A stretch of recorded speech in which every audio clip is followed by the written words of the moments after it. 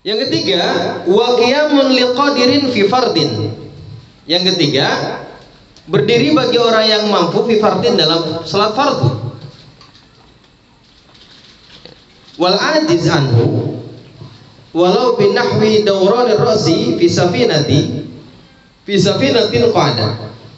Sedangkan orang yang tidak mampu berdiri, walaupun tidak mampunya itu karena ada dauron itu kayak muter-muter kepalanya, seperti orang yang sholat di safinah dalam perahu. Misalnya gini, orang kalau sholat di perahu kan namanya perahu ada goyang-goyang gini. Nah, kalau misalnya berdiri lagi sholat di perahu berdiri, pala tuh kayaknya kayak puyeng gitu. Nah, itu boleh duduk. Ya, jadi bagi mereka yang tidak mampu atau ketidakmampuannya itu karena ada puyeng karena sholat di perahu, katanya kok ada boleh duduk. Ya. Jadi berdiri itu bagi orang yang mampu, ya, dalam sholat fardu. Berdiri bagi yang mampu dalam sholat fardu. Berarti selain sholat fardu, walaupun mampu berdiri boleh duduk. Ya, sholat sunnah, walaupun kita mampu berdiri, tapi lagi lemas, lagi malas misalnya, tapi pengen sholat sunnah, boleh sambil duduk. Bukan cuma duduk, rebahan juga boleh sambil berbaring. Tapi jangan celentang, hanya berbaring saja. Ya, berbaring duduk boleh bagi mereka dalam sholat sunnah. Tapi dalam fardu wajib berdiri bagi yang mampu dalam sholat fardu nih.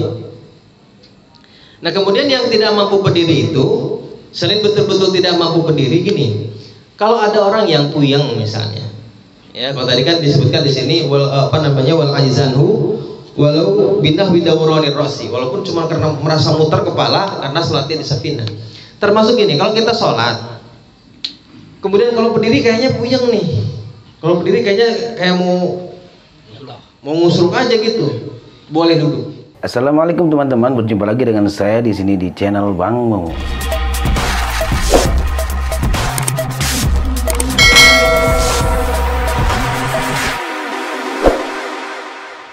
Ya, kenapa? Karena walaupun kita mampu berdiri, tetapi dengan cara sholat yang merasa kita akan musruk-musruk, itu khusyuk udah hilang. Karena kita sibuk menata tenaga kita, pikiran kita supaya nggak jatuh, gitu ya. Akan mengganggu kekhusyuan kita dalam sholat. Maka boleh sambil duduk kalau dalam keadaan seperti itu, gitu ya. Jadi kalau berdiri puyeng, maka boleh sholat dengan cara duduk. Kemudian kalau duduk nggak mampu juga, boleh sambil berbaring. Ya, berbaring itu berarti ala jambil aiman sunnahnya. Ya, kalau bisa, yang pertama kalau kita berbaring maka dengan lambung yang sebelah kanan. Ya, kita menghadap kiblat. Berarti kita rebahannya ke utara ya, sebelah kanan ke utara ya. Nah, kalau sebelah kiri ke selatan, misalnya begitu.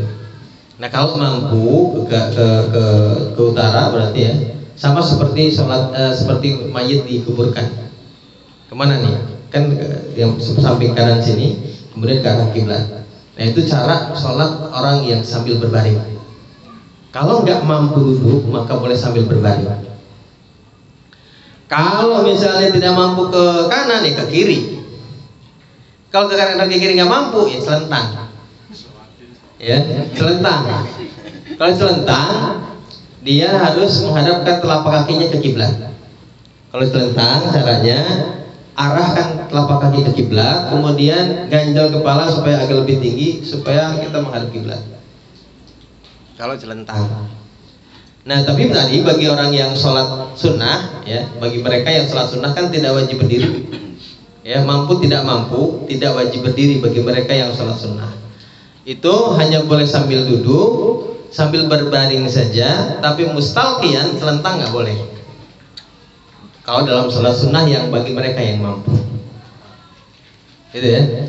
Bedanya gini, memang boleh sambil duduk, memang boleh sambil berbaring boleh, tapi bagi yang mampu, sholat sunat kita nih sambil rebahan misalnya, boleh nggak? Boleh, tapi sujud harus dilakukan seperti biasanya. Ya, sujud kita bangun sujud, Ntar begitu duduk di antara sujud rebahan lagi. Ntar pas sujud bangun lagi, sujud lagi gitu. Iya bang, begitu caranya. Jadi walaupun boleh kita sholat sambil duduk, sambil berbaring, tapi lakukan sujud dengan sempurna. Karena kan kita gak ada uzur untuk itu. Ya lo kan mau pakai isyarat, ya kan gitu. Jadi walaupun boleh sambil berbaring, bagi mereka yang sholat sunnah tetap duduk, tetap bapak melakukan ruku, melakukan sujud dengan cara sempurna. Nanti duduk, seruku dulu gitu. Ya, walaupun rukunya dari duduk misalnya, tapi sujud harus dilakukan dengan sempurna. Begitupun juga orang yang sholat sunnah sambil duduk, sujudnya harus sempurna. Walaupun rukunya begini doang, sujudnya justru harus sujud seperti biasa. Ya, beda halnya kan orang yang misalnya yang tadi yang punya kepalanya nih, kan yang di rukhsah itu cuma duduk, yang dikasih keringanan cuma duduk. Oh tadi katanya kalau berdiri puyeng nih, kalau berdiri puyeng, jadi boleh duduk. Iya boleh duduk, tapi sujud sama tetap harus sempurna.